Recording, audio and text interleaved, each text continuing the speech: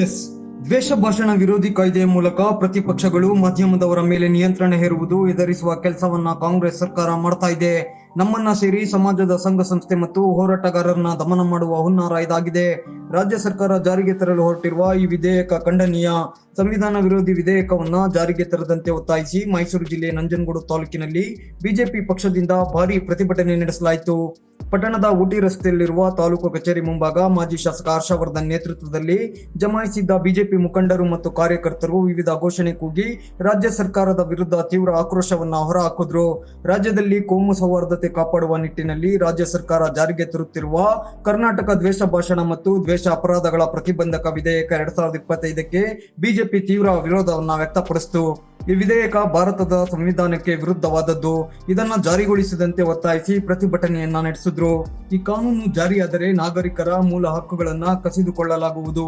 ಸಂವಿಧಾನದಡಿ ನೀಡಿದ ಅಭಿವ್ಯಕ್ತಿ ಸ್ವಾತಂತ್ರ್ಯವನ್ನ ಕಾಂಗ್ರೆಸ್ ಸರ್ಕಾರ ಕಿತ್ತುಕೊಳ್ತಾ ಇದೆ ಅಂತ ಗಮನ ಸೆಳೆತಿದ್ದೀವಿ ಅಂತ ವಿವಿಧ ಘೋಷಣೆಯನ್ನ ಕೂಗಿದ್ರು. ಮಾಜಿ ಶಾಸಕ ಹರ್ಷವರ್ಧನ್ ಪ್ರತಿಭಟನೆ ಉದ್ದೇಶಿಸಿ ಮಾತನಾಡಿ, ದ್ವೇಷ ಭಾಷಣ ವಿರೋಧಿ ವಿಧೇಯಕ ಸರ್ಕಾರದ ವಿರುದ್ಧ ಮಾತನಾಡುವವರ ಬಾಯಿ ಮುಚ್ಚಿಸುವ ಸಾಧನವಾಗಿದೆ. ಇದರಡಿ ದ್ವೇಷ ಭಾಷಣಕ್ಕೆ ನೀಡಿರುವ ವ್ಯಾಖ್ಯಾನವೇ ಅಸ್ಪಷ್ಟವಾಗಿದೆ. ಸರ್ಕಾರದ ನೀತಿಗಳ ವಿರುದ್ಧ ಟೀಕೆ, ಸಾಮಾಜಿಕ ಚರ್ಚೆ, ವ್ಯಂಗ್ಯ ಮಾಡುವುದು ಮತ್ತು ಸತ್ಯವನ್ನ ಹೇಳುವುದನ್ನು ಕೂಡ ದ್ವೇಷ ಅಂತ ಪರಿಗಣಿಸುವ ಅಪಾಯವಿದೆ. ಜನರು ಭಯದಿಂದ ಮಾತನಾಡದೇ ಇರುವುದು ಸರ್ಕಾರದ ಉದ್ದೇಶವೇ ಎಂಬ ಪ್ರಶ್ನೆ ಮೂಡ್ತಾ ಇದೆ ಅಂತ ಆತಂಕವನ್ನ ಹೊರಹಾಕಿ ರಾಜ್ಯ ಸರ್ಕಾರದ ವಿಧೇಯಕದ ಪ್ರತಿಯನ್ನ ಹರಿದು ಹಾಕಿದ್ರು. ಸಿದ್ದರಾಮಯ್ಯನವರು ಈ ಬಿಲ್ನ ಹಿಂಪಡಿಬೇಕಾಗತ್ತೆ.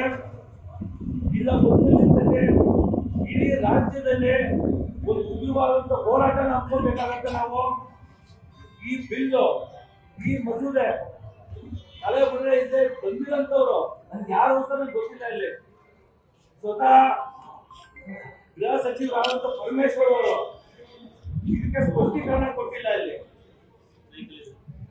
ಹಾಗಾಗಿ ಈ ಬಿಲ್ ನಾವು ವಿರೋಧಿಸ್ತೀವಿ ಅಂತ ಹೇಳ್ತಾ ಈ ಬಿಲ್ ಸಿದ್ದರಾಮಯ್ಯನವರು ತಗೊಂಡೇಬೇಕು, ವಾಪಸ್ಸು ಇಲ್ಲ ಮುಗ್ಧವಾದ ಪ್ರತಿಭಟನೆ ನಡೆಸ್ಕೊಳ್ತೀನಿ ಅಂತ ಹೇಳ್ತಾ ಬಿಲ್ ಅರಿತಾ ಇದ್ದೀವಿ.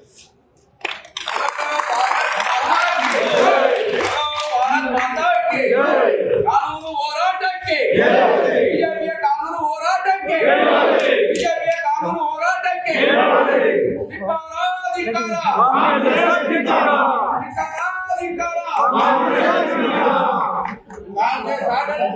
ಬಿಜೆಪಿ ಗ್ರಾಮಾಂತರ ಜಿಲ್ಲಾಧ್ಯಕ್ಷ ಕುಂಬರಹಳ್ಳಿ ಸುಬ್ಬಣ್ಣ ಹಾಗೂ ಬಿಜೆಪಿ ಮಂಡಲಾಧ್ಯಕ್ಷ ಕೆಂಡಗಣ್ಣಪ್ಪ ಕೂಡ ಮಾತನಾಡಿ, ಇದು ಪ್ರಜಾಪ್ರಭುತ್ವದ ಮೂಲ ತತ್ವಕ್ಕೆ ಹಾನಿ ತರುವಂತದ್ದು ಮಾತ್ರವಲ್ಲ, ಪ್ರಜಾಪ್ರಭುತ್ವದ ಕತ್ತು ಎಸಕುವ ಯತ್ನ.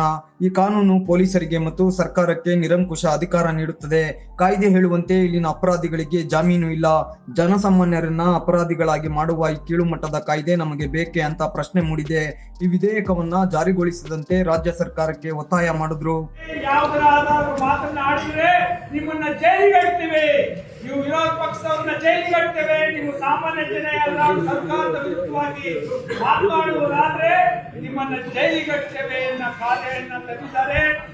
ಒಂದು ವೇಳೆ ಆಸರೆಯಿಂದ ನಮ್ಮ ಭಾರತೀಯ ಜನತಾ ಪಕ್ಷದವರು ಈ ಕಾಯ್ದೆಯನ್ನ ರದ್ದು ಮಾಡಬೇಕು. ಮಾನ್ಯ ರಾಜ್ಯಪಾಲರು ಈ ಕಾಯ್ದೆಗೆ ಅಂಕಿತವನ್ನು ಹಾಕಬಾರದು ಅಂತೇಳಿ ನಾವೆಲ್ಲ ತಾಲೂಕು ಕಚೇರಿಗಳ ಮುಂದೆ ರಾಜ್ಯಾದ್ಯಂತ ಪ್ರತಿಭಟನೆ ಮಾಡ್ತಾ ಇದ್ದೇವೆ. ನಾವೆಲ್ಲ ಮುಂದಿನ ದಿನಗಳಲ್ಲಿ ನಾವೆಲ್ಲ ಸಾಮಾನ್ಯರ ಜೊತೆಗೂಡಿ, ರೈತರ ಜೊತೆಗೂಡಿ, ಅಕಸ್ಮಾತ್ ರೈತರು ನಮಗೆ ಪರಿಹಾರ ಕೊಟ್ಟಿಲ್ಲ ಅಂತೇಳಿ ನೀವು ಪ್ರತಿಭಟನೆ ಮಾಡಿ ಭಾಷಣವನ್ನ ಮಾಡಿದ್ರೆ ನೀವು ಪ್ರಚೋದನಕಾರಿ ಭಾಷಣವನ್ನ ಮಾಡಿದ್ರಿ ಅಂತೇಳಿ ಜೈಲಿಗೆ ಕಟ್ಟುವಂತ ಕಾನೂನು ಮುಚ್ಚಿಕೊಳ್ಳೋಕ್ಕೋಸ್ಕರವಾಗಿ ಈ ವಿಧೇಯಕದ ಜಾರಿ ತಂದಿದ್ದಾರೆ. ಕಾಂಗ್ರೆಸ್ 60 ವರ್ಷ 70 ವರ್ಷ ಸರ್ಕಾರ ಅಧಿಕಾರ ಮಾಡ್ಕೊಂಡು ಬಂದು 60 ವರ್ಷದಿಂದ ಮಾಡಿರ್ತಕ್ಕಂಥ ಭ್ರಷ್ಟಾಚಾರಗಳಲ್ಲಿ ಒಂದು ಬಯಲು ಬರ್ತದೆ ಅನ್ನೋ ಉದ್ದೇಶ ಇಟ್ಕೊಂಡು ಇದೊಂದು ಕಾಯ್ದೆನ ಜಾರಿ ತಗೊಂಡ್ಬಂದು ಸಾರ್ವಜನಿಕರ ಬಾಯಿ ಮುಚ್ಚಿಸಬೇಕು ಅನ್ನೋ ಒಂದು ಉದ್ದೇಶ ಇಟ್ಕೊಂಡು ಪ್ರತಿಭಟನೆಯನ್ನ ದ್ವೇಷ ಭಾಷಣ ಮಸೂದೆಯನ್ನ ದಯಮಾಡಿ ಈ ದ್ವೇಷ ಭಾಷಣ ಮಸೂದೆಯನ್ನು ವಾಪಸ್ ತಗೊಂಡು ಸಾರ್ವಜನಿಕರಿಗೆ ಮತ್ತು ನಿಮಗೆ ಓಟ್ ಕೊಟ್ಟಿರ್ತಕ್ಕಂಥ ಜನಗಳಿಗೆ ಅನುಕೂಲ ಮಾಡೋ ದೃಷ್ಟಿಯಲ್ಲಿ, ರೈತರುಗಳ ಹಿತದೃಷ್ಟಿ ಕಾಯೋ ದೃಷ್ಟಿಯಲ್ಲಿ ಒಳ್ಳೆ ಕಾರ್ಯಕ್ರಮಗಳನ್ನು ಜಾರಿ ತಗೊಂಡ್ಬನ್ನಿ. ಆಗ ನಿಮ್ಗೆ ಒಂದು ಒಳ್ಳೆಯ ಹೆಸರು ಬರ್ತದೆ. ಇದೇ ತರ ನೀವು ಮಾಡಿದ್ರೆ. ಈ ವೇಳೆ ಮಾಧ್ಯಮಗಳೊಂದಿಗೆ ಮಾಜಿ ಶಾಸಕ ಹರ್ಷವರ್ಧನ್ ಮಾತನಾಡಿ, ಕರ್ನಾಟಕ ಸರ್ಕಾರವು ಪರಿಚಯಿಸಿರುವ ಕರ್ನಾಟಕ ದ್ವೇಷ ಭಾಷಣ ಮತ್ತು ದ್ವೇಷ ಅಪರಾಧಗಳ ವಿಧೇಯಕ 2025 ಈ ಕಾನೂನು ಭಾರತದ ಸಂವಿಧಾನಕ್ಕೆ ವಿರೋಧವಾಗಿದೆ. ಇದು ನಾಗರಿಕರ ಮೂಲ ಹಕ್ಕುಗಳನ್ನ ಕಸಿದುಕೊಳ್ಳುತ್ತದೆ. ಮಾತನಾಡುವ ಹಕ್ಕು, ಅಭಿವ್ಯಕ್ತಿ ಸ್ವಾತಂತ್ರ್ಯವನ್ನ ನೀಡಲಾಗಿದೆ. ಆದರೆ ಈ ವಿಧೇಯಕದಲ್ಲಿ ದ್ವೇಷ ಭಾಷಣಕ್ಕೆ ನೀಡಿರುವ ವ್ಯಾಖ್ಯಾನ ಅಸ್ಪಷ್ಟವಾಗಿದ್ದು ಸರ್ಕಾರದ ಈ ಕಾಯ್ದೆ ಉದ್ದೇಶ ಅನುಮಾನವನ್ನ ಹುಟ್ಟಿಸುತ್ತಿದೆ. ಹಿಂಸೆಗೆ ಪ್ರಚೋದನೆ ನೀಡುವ ಭಾಷಣಗಳನ್ನು ತಡೆಯಲು ಈಗಿರುವ ಕಾನೂನಿನಲ್ಲಿ ಅವಕಾಶ ಇದೆ. ಹೀಗಿದ್ದು ಉದ್ದೇಶಪೂರ್ವಕವಾಗಿ ರಾಜಕೀಯವಾಗಿ ಬಳಸಿಕೊಳ್ಳಲು ರಾಜ್ಯ ಸರ್ಕಾರ ಈ ವಿಧೇಯಕವನ್ನ ಜಾರಿಗೆ ತಂದಿದೆ ಅಂತ ಅಸಮಾಧಾನವನ್ನ ಹೊರಹಾಕಿದ್ರು. ಅಂದರೆ ಏನು ಯಾವ ಥರ ದ್ವೇಷ ಭಾಷಣ ಫಸ್ಟ್ ಅದನ್ನು ಕ್ಲಾರಿಫೈ ಮಾಡಬೇಕಿಲ್ಲಿ. ನಮ್ಮ ದೇಶದಲ್ಲಿ ನಾವು ನಮ್ಮ ಯಾವ ಧರ್ಮನ ಸ್ವೀಕಾರ ಮಾಡಬೇಕು, ಮಾತಾಡೋಕ್ಕೂ ಸ್ವಾತಂತ್ರ್ಯ ಎಲ್ಲನೂ ಕೂಡ ಸಂವಿಧಾನದಲ್ಲಿ ಕೊಟ್ಟಿದೆ. ಪ್ರತಿಯೊಂದನ್ನು ನಾವೀಗ ಸಂವಿಧಾನನ ರಕ್ಷಣೆ ತೊಗೊಂಡು ಇದನ್ನ ಪ್ರಶ್ನೆ ಮಾಡಬೇಕಾಗತ್ತೆ. ಈಗ ನೀವು ತಂದಿರೋಂಥದ್ದು ವಿಧೇಯಕ ಆರ್ಟಿಕಲ್ 19ಗೆ ಬರುತ್ತೆ, ಇಲ್ಲಿ ಆರ್ಟಿಕಲ್ 19 ಮತ್ತು ಆರ್ಟಿಕಲ್ 21ಗೆ ಬರುತ್ತೆ. ಈಗ ಅದನ್ನು ನಾವು ಪ್ರಶ್ನೆ ಮಾಡ್ತಾ ಇದ್ದೀವಿ. ಈಗ ಇದು ಹೆಂಗೆ ತಂದ್ರಿ ಈ ಕಾನೂನ ಅಂತ. ಈಗ ಸ್ವತಃ ಗವರ್ನರ್ ಅವ್ರಿಗೆ ಬಿಲ್ ಹೋಗಿದೆಯಲ್ಲ, ಗವರ್ನರ್ ಅವ್ರು ಅದನ್ನ ಅಂಗೀಕಾರ ಮಾಡೋಕ್ಕೆ ಹೋಗಲ್ಲ ನನ್ನ ಪ್ರಕಾರ. ಯಾಕಂದರೆ ಇದು ಸಂವಿಧಾನ ಪ್ರಶ್ನೆ ಮಾಡ್ದಂಗೆ ಆಗುತ್ತೆ ಇಲ್ಲಿ. ಸೊ ಹಾಗಾಗಿ ಇದು ಖಂಡಿತವಾಗ್ಲೂ ಇದು ಬಿಲ್ ಅಂತೂ ಪಾಸ್ ಆಗೋದಿಲ್ಲ, ಇದು ಬಿಲ್ ಆಗೋದು ಇಲ್ಲ. ಇಲ್ಲಿ ಇದು ವಾಪಸ್ ತಗೊತಾರೆ ಅಂತಕ್ಕಂಥದ್ದು ನನಗೆ ವಿಶ್ವಾಸ ಇದೆ. ಇದು ಹಕ್ಕನ್ನು ಮೊಟಕುಗೊಳಿಸೋಂಥ ಕಾರ್ಯ ನಡೀತಾ ಇದೆ ಇವಾಗೆಲ್ಲ. ಆಗತ್ತೆ, ನಾನು ಹೇಳಿದ್ನಲ್ಲ, ಇದು ಒಂದು ಕತ್ತಿ ಅಲ್ಲ, ಇದು ಬ್ಲೇಡ್. ಇದು ಎರಡು ಕಡೆನೂ ಚೂಪಾಗಿರ್ತವೆ. ಇದು ಈ ಕಾನೂನು ಸುಮ್ಮನೆ ತಂದಿರೋದಕ್ಕೆ ಇವ್ರೇನು ತಲೆ ಬುಡೆ ಇಲ್ಲದೆ ತಂದಿರೋಂಥ ಕಾನೂನು ನಾಳೆ ಇವ್ರಿಗೇನೆ ತಿರುಗ್ಬಾಣ ಆಗತ್ತೆ. ನಾಳೆ ನಮ್ಮ ಸರ್ಕಾರ ಏನಾರು ಬಂದರೆ ಇದೇ ಕಾನೂನು ತಗೊಂಡು ಇವ್ರ ಮೇಲೆ ಕೇಸ್ ಹಾಕ್ತಾ ಹೋಗ್ತಿದ್ರೆ ಈ ದ್ವೇಷದ ರಾಜಕೀಯಕ್ಕೆ ನೀವೇ ಎಡೆ ಕೊಟ್ಟಂಗೆ ಆಗತ್ತಿದ್ದು. ಅರ್ಥ ಮಾಡ್ಕೊಬೇಕು. ಮೊನ್ನೆ ಸಿದ್ದರಾಮಯ್ಯನವರು ಈ ಕಾನೂನಿಗೆ ಇವ್ರಿಗೆ ಆ್ಯಕ್ಚುಲಿ ಇಲ್ಲಿ ಗೊಂದಲ ಸೃಷ್ಟಿ ಮಾಡಿ ಈ ಒಂದು ಬೆಳಗಾಂ ಅಧಿವೇಶನ ಮುಗಿಸೋಂಥದ್ದೊಂದು ಇದು ಮಾಡ್ಕೊಂಡು ಹೋಗಿದ್ದಾರೆ. ಇನ್ನು 3-4 ತಿಂಗಳು ಬರೀ ಇದೇ ಚರ್ಚೆ ಇರುತ್ತೆ. ಯಾವ ಟಿ ವಿಯಲ್ಲಿ ಇದ್ರ ಬಗ್ಗೆ ಪರವಾಗಿ ಮಾತಾಡಿದ್ದಾರೆ ಹೇಳಿ ನೋಡಿ. ಮಾತಾಡೋರ ಬಗ್ಗೆ, ಯಾರ ಬಗ್ಗೆ ಒಂದು ಸಮಾಜದಲ್ಲಿ ಸ್ವಾಸ್ಥ್ಯನ ಹಾಳು ಮಾಡೋಕ್ಕೆ ಹೋಗಬಾರ್ದು. ಅದೇ ದ್ವೇಷದ ಭಾಷಣ ಮಾತಾಡೋದು ಯಾರೇ ಇದ್ದರೂ ಕೂಡ ನೀವು ಅವ್ರಿಗೆ ಇರೋಂಥ ಕಾನೂನಲ್ಲಿ ಶಿಕ್ಷೆ ಕೊಡೋವಂಥದ್ದು ಎಲ್ಲ ಪ್ರಾವಿಷನ್ ಇದೆ.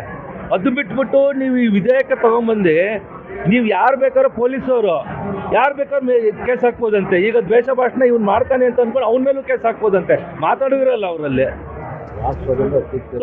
ಪ್ರತಿಭಟನೆಯಲ್ಲಿ ಕಾಂಪೋಸ್ಟ್ ನಿಗಮದ ಮಾಜಿ ಅಧ್ಯಕ್ಷ ಎಸ್ ಮಹದೇವಯ್ಯ, ಬಿಜೆಪಿ ನಗರ ಅಧ್ಯಕ್ಷ ಸಿದ್ದರಾಜು, ಪ್ರಧಾನ ಕಾರ್ಯದರ್ಶಿ ಮಹದೇವ್ ಪ್ರಸಾದ್, ಶಕ್ತಿ ಕೇಂದ್ರದ ಅಧ್ಯಕ್ಷ ಕೃಷ್ಣಪ್ಪ, ನಗರಸಭೆ ಸದಸ್ಯ ಮಹದೇವ್ ಪ್ರಸಾದ್, ಮಾಜಿ ತಾಲೂಕು ಪಂಚಾಯಿತಿ ಸದಸ್ಯ ಬದನ್ವಾಳ್ ರಾಮು, ಮುಖಂಡರಾದ ಕೃಷ್ಣಪ್ಪಗೌಡ, ಕಪ್ಸೋಗೆ ರವೀಂದ್ರ, ಮನೋಜ್, ಸಿದ್ದರಾಜು, ಸಿಂಧುವಳ್ಳಿ ಕೆಂಪಣ್ಣ, ಬಾಲ್ಚಂದ್ರು, ಬಿಎಸ್ ಮಹದೇವಪ್ಪ, ಹರದನಹಳ್ಳಿ ಬಸಪ್ಪ, ಶಿರ್ಮಳ್ಳಿ ಮಹದೇವಸ್ವಾಮಿ, ಸಿಂಧುವಳ್ಳಿಪುರ ಮಲ್ಲೇಶ್, ಹಂಚಿಪುರ ಕೆಂಪಣ್ಣ, ಹೊರಳ್ವಾಡಿ ಮಹೇಶ್, ಅಂಡವಿನಹಳ್ಳಿ ರಾಜು ಸೇರಿದಂತೆ ಇನ್ನಿತರರು ಭಾಗವಹಿಸಿದ್ದರು.